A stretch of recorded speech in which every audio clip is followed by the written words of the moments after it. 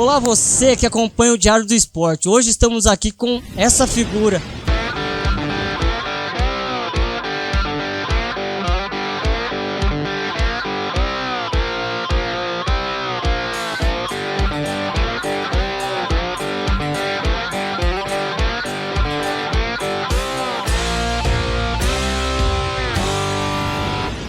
Boa noite, Alinho. Muito obrigado. Seja bem-vindo ao Diário do Esporte. Boa noite, Márcio. Boa noite ao nosso cameraman aqui, o famoso Misael, né? Eu agradeço pelo convite, né? Tá fazendo essa matéria aí com a gente. A gente, toda vez que é solicitado para falar um pouquinho da história do futebol, da carreira da gente, a gente fica muito feliz. Então, não passar um tempinho aqui, agora falando um pouquinho daquilo que eu fiz lá na década de 80, 90, né? E também depois, anos 2000, virei treinador também, que cheguei a ser treinador do Sertãozinho, treinador do Batatais, enfim. Vamos falar um pouquinho da nossa história aí. É isso aí, galera, ó, o homem tá afiado, hein? Um ex-jogador, hoje a gente pode se dizer assim, ex-atleta, ex-jogador não, né, Elin? Ex-atleta, profissional, né? Foi treinador, tudo. Elin, vamos começar aqui, ó. Quando surgiu essa paixão pelo futebol? A história ela é assim, eu morei até os meus 15 anos, eu morei numa fazenda, né, do seu Alcídio Balbo, aqui uma seção da usina Santo Antônio, ao lado da nossa cidade aqui. Fui nascido, criado lá basicamente, né? Então, é uma fazenda, a gente fala fazenda, o pessoal pensa que é um ruralzinho, mas era praticamente uma cidade. Era muita gente, colônia muito grande, tinha muita garotada, muita criança, escola lá dentro, igreja, bar, campo. E por acaso o campo era no fundo da minha casa, né? Então, isso aí já facilitou muito, a paixão foi imediata. E ali, às vezes, a gente até tomava uma sovazinha da mãe, porque vai tomar banho, e aí você queria ficar o dia todo dentro do campo, né? Então, desde pequenininho, iniciei com meus 6, 7 anos de idade lá, pé no chão, pé descalço, o verdadeiro terrão, né? A verdade é futebol improviso, né? Aquele futebol das antigas, a gente fala hoje, né? Que não tem mais futebol improviso. Então, a gente aprendeu ali. Então, quer dizer, o destino já estava lapidando o grande atleta que você foi, né? No fundo de casa, aquele campo. O pessoal daqui de Sertãozinho que conhece um pouco da história do Balbo, sabe que ali no Balbo tinha nas colônias, né? Que hoje acabou as colônias do Balbo, né? Infelizmente. Tinha grandes campos, até dentro da usina. Tem um baita de um campo ali que eu creio que seja um dos melhores, né? Melhores da região, tá? Ali é muito bem cuidado. Tem um bom tempo que eu não vou lá, não tá tendo nem jogo lá mais, mas... realmente joguei muitos primeiros campeonatos, 1º de maio lá, já fui muito feliz naquele campo no Atílio Balbo ali. E é tão engraçado essa história de paixão e iniciar uma carreira como atleta, que foi meio que por acaso também virar profissional, porque apesar dessa paixão desde pequeno, mas eu não tinha essa pretensão, nunca passou pela cabeça virar um jogador profissional. Gostava de brincar ali na fazenda, ali com já com 12, 13 anos, já comecei a jogar no time principal da fazenda. E por acaso o presidente na época do Sertãozinho era o seu Alcídio Balbo, que era o dono da usina, dono da fazenda. E num jogo que faltou atletas, né, lesionados para completar coletivo, o treinador, o saudoso Tonho lá de Rio Claro, Deus o tenha, pediu para o seu Alcídio arrumar alguns garotos da cidade para completar o treino dele. E ele pediu para o gerente na fazenda buscar, saber quem que jogava bola lá, que podia fazer esse trabalho para completar. Eu fui um dos escolhidos, entre eu fomos uns 5, 6 lá da fazenda, né? E foi tão engraçado que no meu primeiro treino, eu nem sabia que eu estava no Sertãozinho, eu vinha muito pouco para a cidade, era da roça mesmo. Entrar lá, me levaram, troquei o vestiário aí e comecei a treinar com o pessoal. Meu primeiro treino, o treinador olhou com outros olhos, o Tonho, e já conversou com o Salsicha. Deixa esse menino ficar uma semana comigo aqui. Aí eu fiquei, não só aquele tempo, fiquei uma semana. Depois voltei para trabalhar na fazenda de novo, trabalhava na fazenda, né? Mas numa segunda oportunidade me chamou de novo, aí o treinador pediu pro Salsicha: desliga esse menino da fazenda, já deixa ele direto aqui que esse menino vai virar jogador. Era o destino já apontando ali. Já estava meio que traçado. Já estava traçado o seu destino, né? Uma brincadeira de criança... Acabou uma realidade sem pretensões de ser um atleta profissional. Exatamente. Essa até seria a nossa próxima pergunta, mas você já respondeu. Como que seria? Eu tô atropelando suas perguntas aí, desculpa. Não é não. É assim, é uma coincidência tão grande que a gente vai fazendo as perguntas, as respostas vêm saindo. É o que a gente gostaria de saber, o público gostaria de saber como que foi que você iniciou, você acabou falando aqui certinho. Qual que era o jogador que te inspirava na sua época lá, que você olhava e falava, nossa, um dia eu quero chegar a jogar com ele, ou me inspiro muito nele, no jeito, no estilo de jogo dele, Elinho? Na verdade, hoje em dia, todo garoto ele tem seu ídolo, né? Já foi Neymar, Messi, Cristiano Ronaldo, isso é praticamente mundial. Todo garoto ele sonha um dia, se espelha nesses caras para ser a fonte inspiradora. Eu, por exemplo, fui o contrário. Minha maior inspiração, como eu acabei de dizer, quando eu vim fazer esse treino, completar esse treino pro Sertãozinho, tinha pretensão de ser jogador de futebol, eu nem sabia que eu estava fazendo. Ele falou, pediu para ir lá para você era como se fosse uma brincadeira. É uma brincadeira, vou lá, vou voltar para minha casa, trabalhar normal. Mas aí eu cheguei lá, eu encontrei, eu costumo dizer que hoje toda uma facilidade de escolinha é muito grande. Na nossa época não tinha escolinha, a nossa escolinha era o dedão no asfalto, no terrão, no famoso terrão, né? No terrão, não tinha os fundamentos, né, básicos.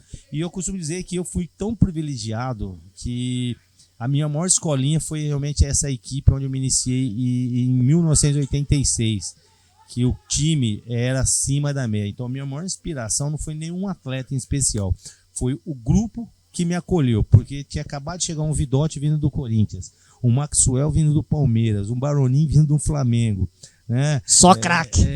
Vicente vindo do São Paulo, Carlos Alberto vindo do Japão. E então, era uma máquina. Esse time, eu costumo dizer sempre, foi a maior escola que um atleta podia ter, uma escola de futebol foi ele.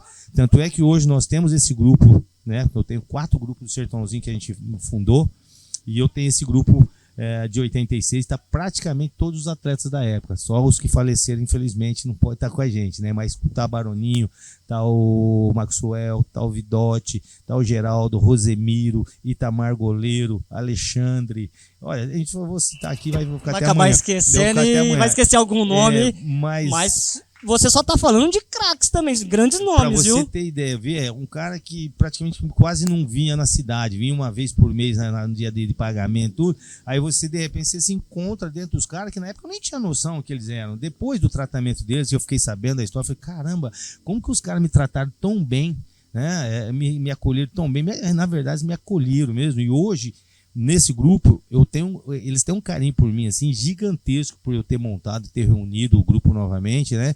E eles querem que a gente monte agora um reencontro, e vai ser esse ano, se Deus quiser, 2024, vamos fazer o encontro dos ex-atletas de todas as gerações do Sertãozinho. Nós vamos fazer esse encontro aí no final do ano, tá? E eu sou um dos carros-chefes, vou ter a ajuda de muitos outros ex-atletas, mas eu tô puxando a fila aí para que a gente consiga fazer esse encontro, onde o Maxwell me manda mensagem todo dia, ele tá de pé ao encontro, né? Tá muito ansioso ele, Vicente tá morando em Curitiba, Baroninho lá em Bauru, o pessoal tá todo mundo inspirado demais. Então, essa foi o meu maior motivação, não especial, em específico que ficou um atleta, mas esse grupo de 86. É uma lição que ficou pro resto da vida, né? Foi a minha escola, onde eles me ensinaram. Eu falei, se eu encontro aqui um Vidotti, jogou no Corinthians, Flamengo, o Baroninho campeão mundial pelo Flamengo, e os caras são humildade, por que eu vou ser diferente? Eu tenho que ser muito mais humilde que ele. E foi ali que essa lição de vida, essa lição de profissionalismo começou ali com apenas 15 para 16 anos de idade.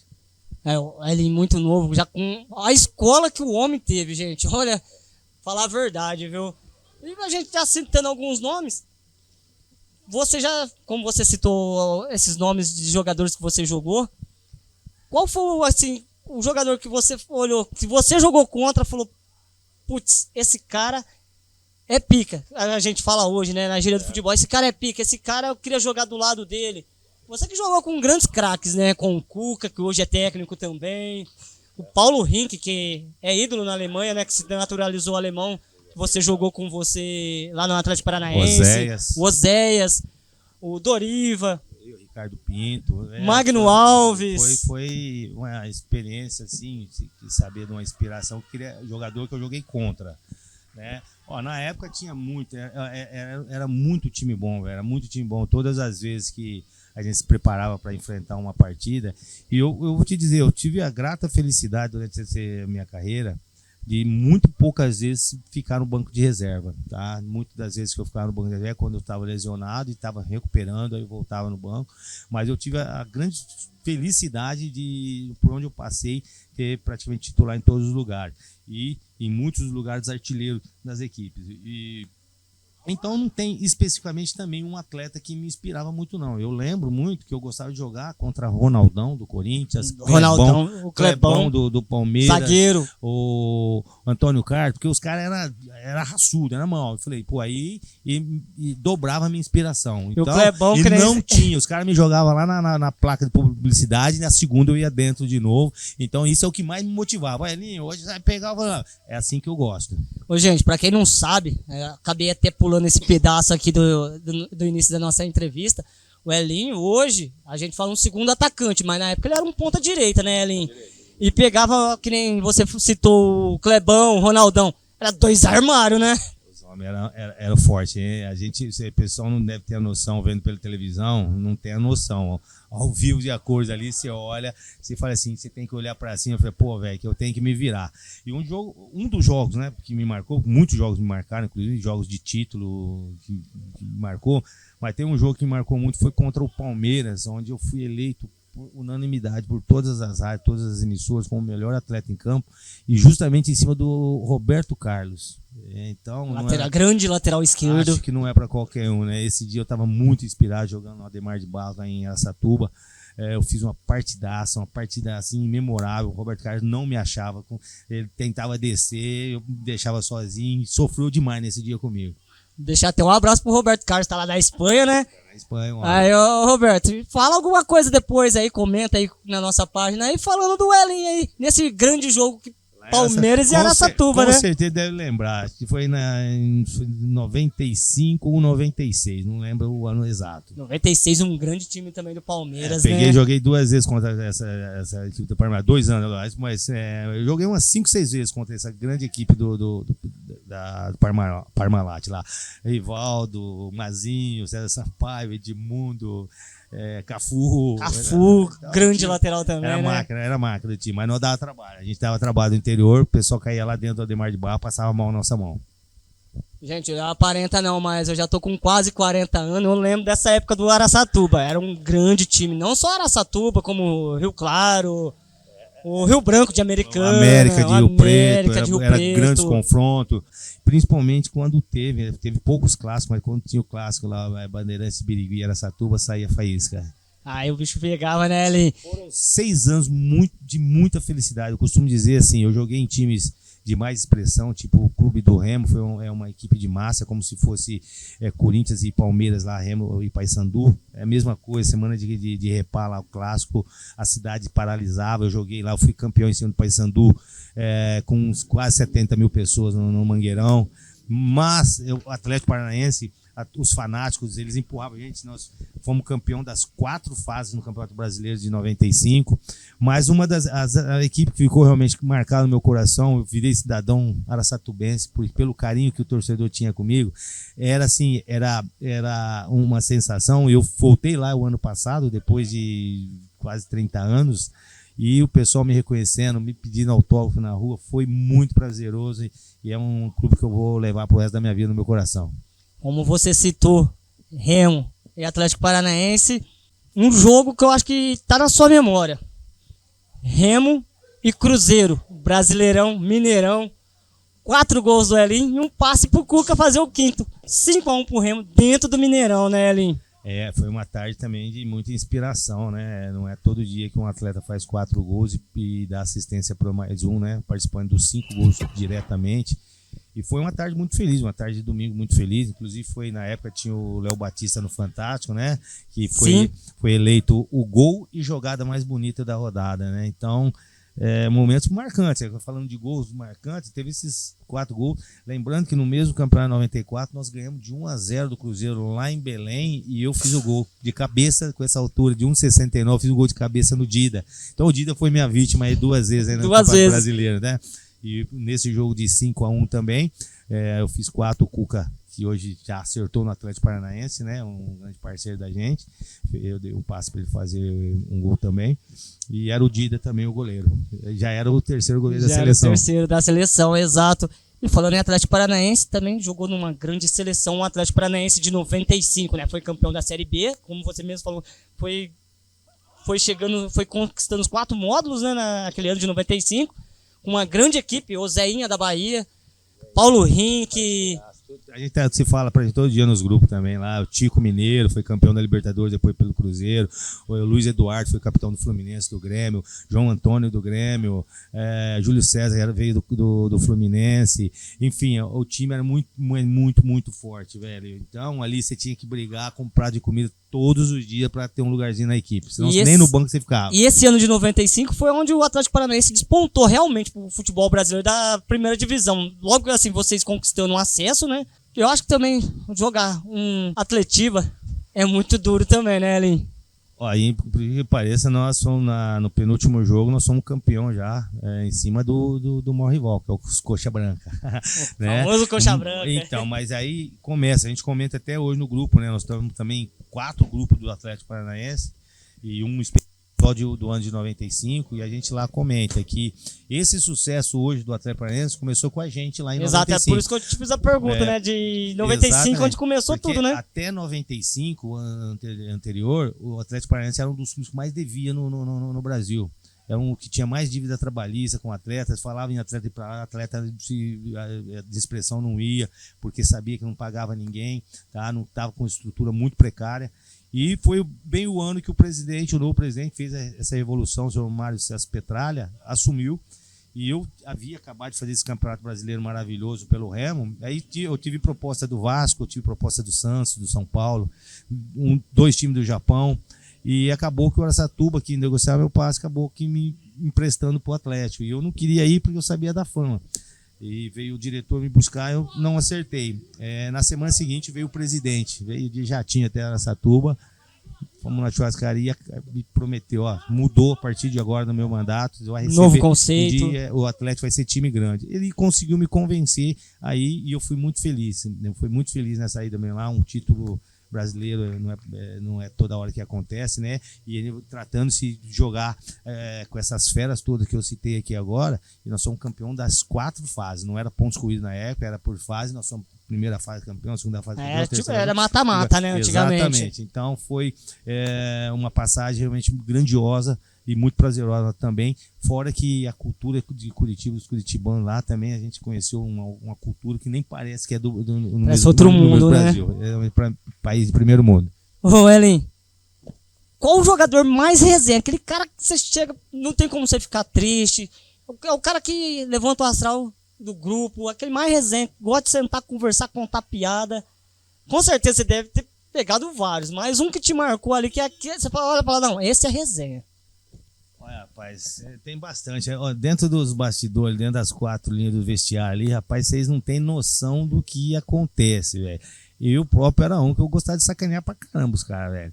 E eu sou tão corajoso que o cara, em 98, quando foi meu último clube, meu último ano como atleta profissional, eu joguei na Ferroviária de Araraquara. Um outro timaço, Nilton, goleiro que veio do Santos, Fonseca, zagueiro do São Paulo, Roberto Fonseca, que era outro zagueiro do jogo, passou pelo São Paulo, Didi do Joinville, o Monga da Ponte Preta. Isso, Monga, que era um excelente jogador. Ecinho, do centroavante do Santos, né? Então, o time era um timaço também. Nós chegamos nos quadrangular final, infelizmente, nós perdemos pro Taubaté num jogo que não poderia perder e acabamos ficando fora. Mas nesse time tinha muita resenha, velho. Era resenha demais. Eu aprontava muito com o Monga. Eu fui muito corajoso. O rapaz, o Negão, um armário, velho. Inclusive, uma passagem aqui em Jabuticabal, no jogo com o Jabuticabal, ele estava dando entrevista, torcedores que invadiu o vestiário nosso, ele pegou o fio da câmera da IPTV e saiu descendo porrada em todo mundo. Falou, olha com quem que eu tô fazendo sacanagem, velho. É que a gente fala, histórias de futebol. Gente, se a gente for sentar aqui com o Elin, é uma semana, no mínimo, tem pra contar as resenhas. Tempos e tempo. É que o nosso tempo é curto. E tem muitas também que não pode ser dita aqui também, não, viu? Tem muitas que não pode ser dita também. Eu ia falar, fazer essa pergunta, eu ia falar pro você, Elin, tem coisas que não pode falar, que a gente fala, coisas que acontecem no vestiário, fica no vestiário, né? Tem que morrer lá, velho. Na época de início, todo mundo solteiro, a maioria solteiro, embora eu casei cedo, né? Mas a maioria solteiro, muita gente solteira lá, então depois que o cara casou, não pode vazar nada aqui. É complicado, ó. Galera, ó. Ó os times que esse fera jogou, ó. Comercial de Ribeirão Preto. Por incrível que pareça, antes de interromper, eu joguei no Comercial em 1997, que eu fazia o Campeonato Paulista pelo Araçatuba, desde quando eu cheguei em 92, só saí em 97, e eu fazia só o primeiro semestre. O segundo semestre eu era sempre emprestado. Sempre emprestado. Então, um ano eu fui pro Remo, um ano pro Atlético, um ano pro Corinthians de Prudente. Você ia falar ali, eu tô te matando só. Mas enfim, eu era emprestado, e o que eu queria chegar é o seguinte: eu joguei no Comercial, porém eu sou botafoguense em Ribeirão Preto. Aí o Botafoguense E depois eu já te conto por que eu virei botafoguense. Já, então a gente vai ficar sabendo, ó. Comercial de Ribeirão Preto, Remo, Araçatuba, o grande time do Atlético Paranaense, a Napolina de Goiás, o Corinthians de Presidente Prudente, e encerrou a carreira em 98 na Ferroviária. E o porquê, então, botafoguense, ô Elin? É assim, eu joguei em 97 no Comercial, né? Aí nós chegamos lá, eu fiz um contrato pequeno, curto, porque era só já a reta de chegada, acabou o Paulista, o pessoal me contactou e para que eles tinham a pretensão de se classificar e subir.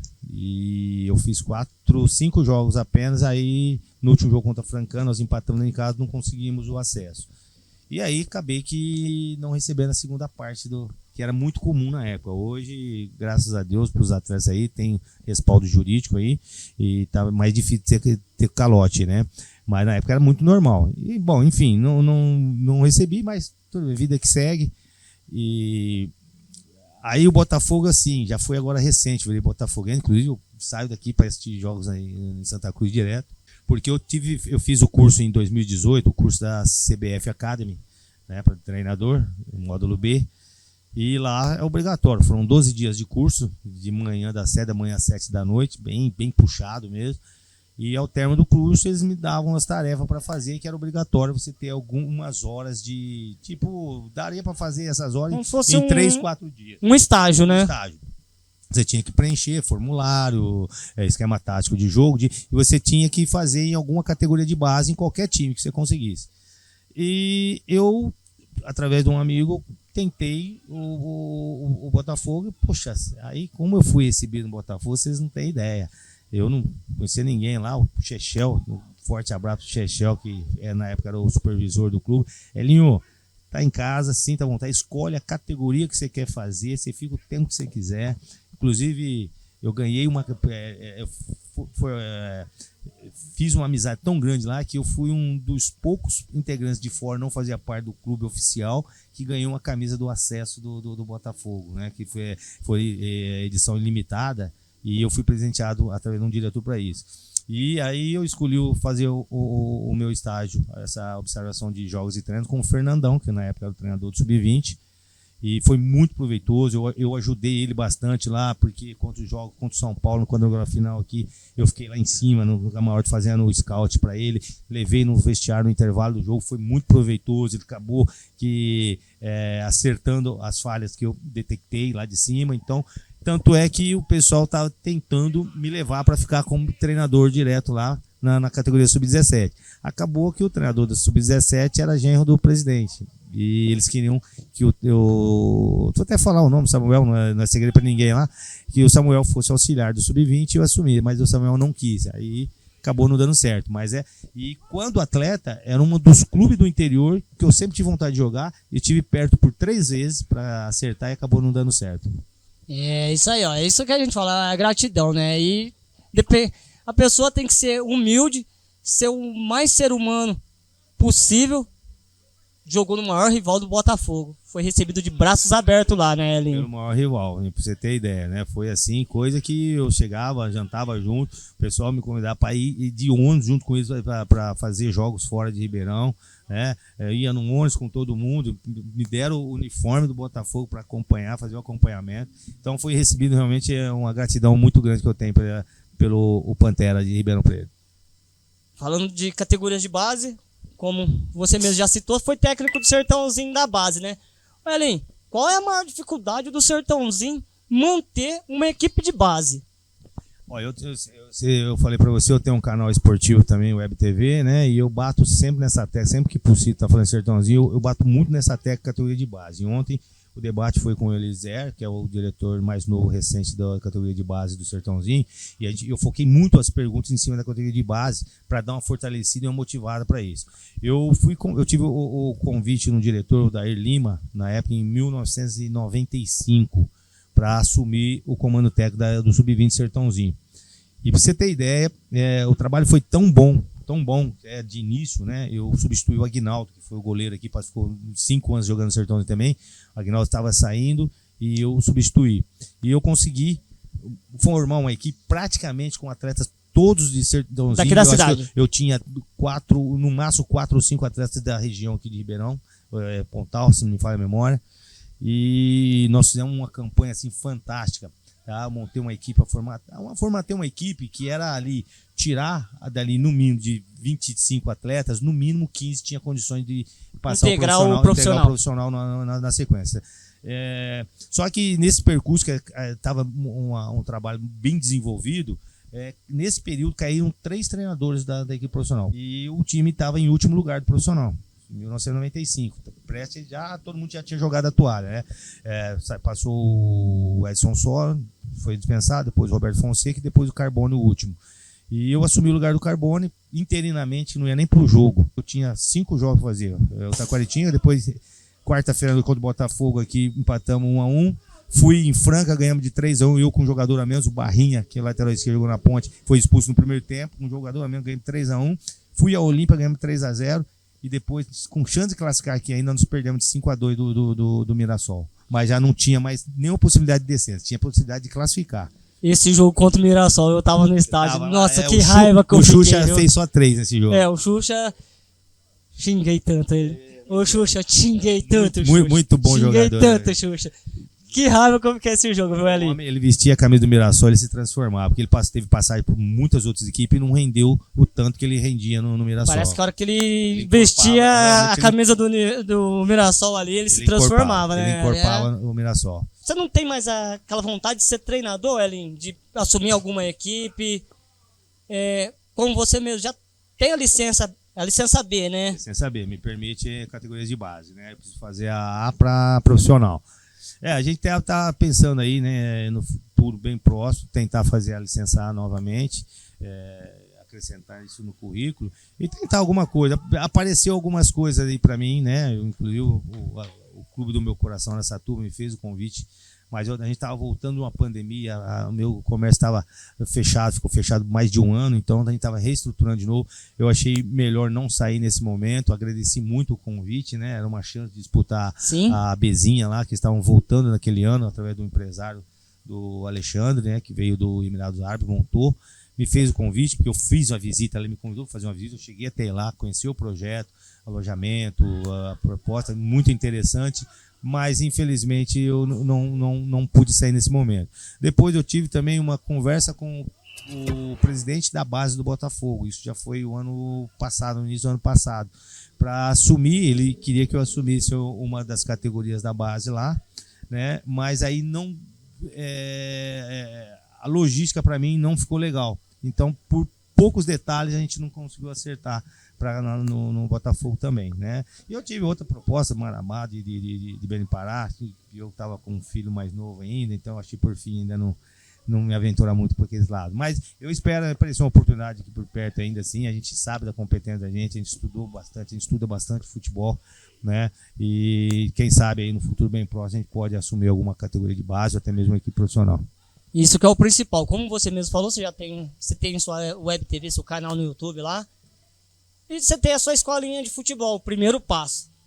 Que a gente sabe que toda criança tem que ter aquele primeiro passo, né? É o principal, os fundamentos, aprender a ir bem na escola, primeira coisa, né? Primeiramente na escola, respeitar os mais velhos, os pais, e aprender os fundamentos dentro da quadra, né, Link? Que é primordial. Porque tem muita criança ou adolescente que acha que quer chegar e chutar uma bola e não é assim, né? Não. A gente tem uma experiência bastante vasta nesse sentido de escola, na escola de futebol. Eu estou aí à frente do Primeiro Passo desde 1999, eu encerrei minha carreira em 98, 99 já montei a escola do Primeiro Passo. E justamente o nome já veio da minha cabeça, o Primeiro Passo, justamente para passar para os pais, passar para os meninos, que o primeiro passo é isso. É primeiro conciliar o futebol com os estudos. Menino com uma nota aqui, ele vai ter algum tipo de punição, ele com certeza vai ficar fora de jogos. Enfim, esse foi o lema. A minha escola, ela nunca foi conhecida assim como a melhor tecnicamente, de levar jogador para avaliação e tudo, mas ela sempre foi muito conhecida como uma das melhores em disciplina. Tá? A gente prioriza muito a disciplina e a gente ficou esse tempo todo com essa escola de futebol de primeiro pai. Passou mas muito garoto lá na minha mão. Passou, né? viu? Eu conheço alguns que foi seus alunos aí que... Entre eles tem alguns na ativa ainda, jogando futebol profissional, né? E a gente parou na pandemia e eu já estava meio cansado. Depois que eu comecei a trabalhar com categoria de base, onde é esporte de alto rendimento, você perde um pouco o foco ali porque você cobra muito. O alto rendimento é cobrança diária, né? Cobra toda hora, né? Diária. E a escola não, a escola é paciência, você tem que elaborar treinos de acordo com a sua categoria, né? Então a gente estava meio cansado. Aí nós paramos na pandemia e não tínhamos voltado mais. A intenção não era voltar mais.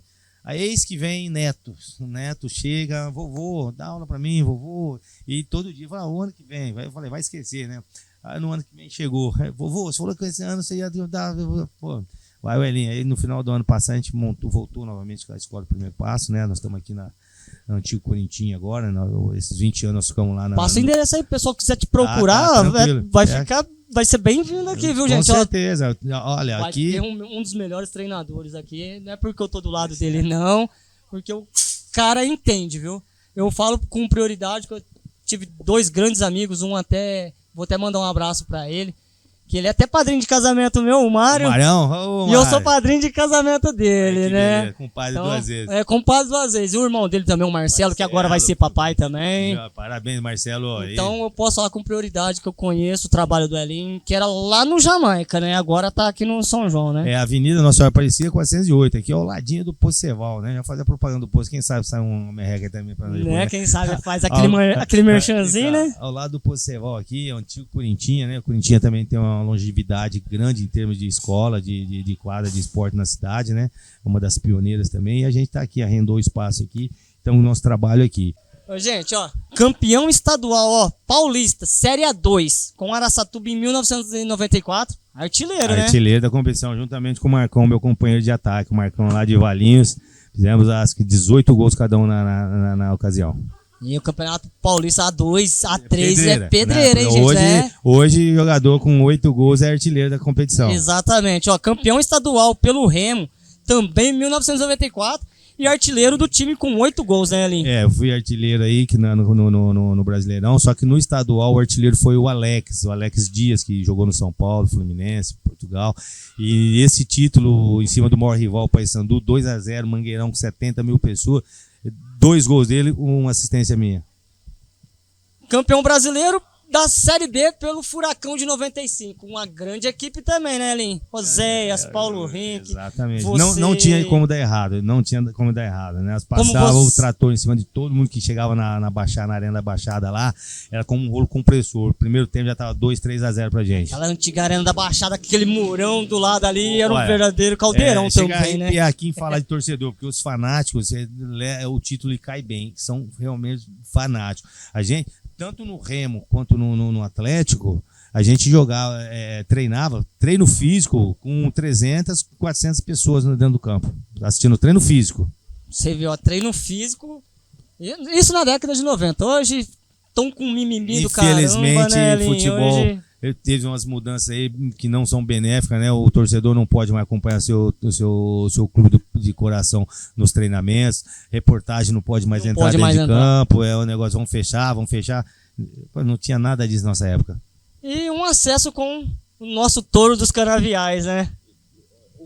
Eu costumo dizer assim que o maior time que o Sertão já teve na sua história foi o time de 86, aquele que eu iniciei lá, que não jogava, eu jogava no Sub-20, mas eu treinava com os caras o dia a dia, né? Que eu acabei citando no início da entrevista lá, Paroni, Maxwell, enfim. E a segunda maior equipe que o Sertãozinho montou até hoje, os dois maiores times que o Sertãozinho montou até hoje, com certeza foi a equipe de 89. Essa é, com a maioria, jogadores prata da casa. É por isso que eu falo muito da base, que o Sertãozinho precisa fortalecer essa base. Em 88, nós não classificamos por causa de um ponto e nós tínhamos 98% de atletas do Sertãozinho. De dentro da cidade mesmo, né? Cidade, Aguinaldo, Pascoal, Marino, Marquinho Alvim, Dobinha, enfim, Leo da Experimental, Lilo. Praticamente todo mundo da cidade. Em 89, permaneceu a base dessa equipe, que já nós tínhamos feito um bom campeonato em 88. Em 89, trouxe alguns atletas de fora específicos, né? No caso, Aguinaldo, praticamente a equipe que jogava, né? E fora os que substituía. Aguinaldo, Valdo, lateral direito, Rosemiro, tínhamos Eduardo De Leone, uma das maiores duplas de zaga que eu tive o prazer de jogar até hoje. Eduardo Pirassununga, De Leone de Brodowski. Lateral esquerdo, Alexandre, da cidade aqui, que está morando em Caxias hoje. Pedrinho, o saudoso Pedrinho de Ribeirão Preto, volante. Cuca, Márcio Florencio, Zé Roberto, eram os meias nossos. Marino, Pascoal, eram os meias nossos. E lá na frente, eu, pelo lado direito, Adalberto centroavante e Claudinho ponta esquerda. Eu e o Claudinho fizemos o Adalberto ser artilheiro da competição. Conhece ou não conhece, né? Eu acho que o cara conhece muito de futebol. Só tem que agradecer. Eli, muito obrigado por aceitar o nosso convite. Te agradeço imensamente. Precisando de áudio esporte aí, vou ter mesmo um jogo final do ano aí, pode contar com a gente. Eu, Misael, a gente vai estar reunindo uma equipe. Tá lá prestigiando vocês também. Eu que agradeço você, Márcio, Misael, tá aí pela disponibilidade, tá fazendo essa entrevista comigo, né? É sempre bom recordar um pouquinho o passado, né?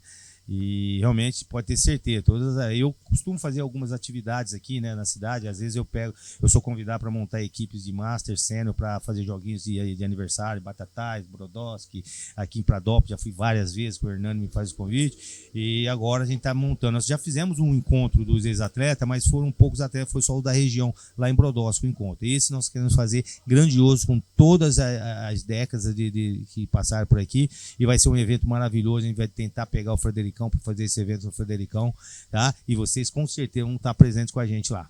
E tem que ser no estádio do Touro mesmo, lotar aquele Fredericão, né? Exatamente. Relembrar aqueles tempos de ouro do Sertãozinho, né? Com certeza. Eli, muito obrigado. Obrigado a vocês, gente. Sucesso sempre, cada dia mais para vocês. Valeu, obrigado. Gente, muito obrigado. Fiquem com Deus. Até a próxima, se Deus quiser.